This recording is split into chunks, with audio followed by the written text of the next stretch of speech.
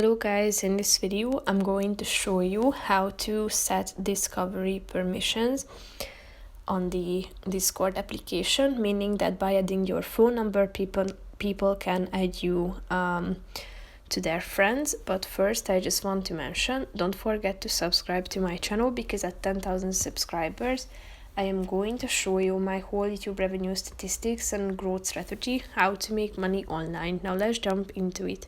First of all, open the app on your phone. Click on the smiley icon down below on the right side corner of the screen.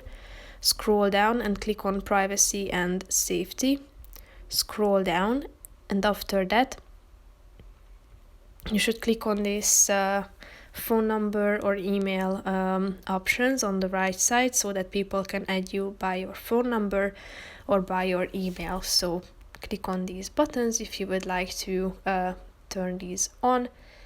And basically that's it for this video, guys. See you in the next one. Bye bye.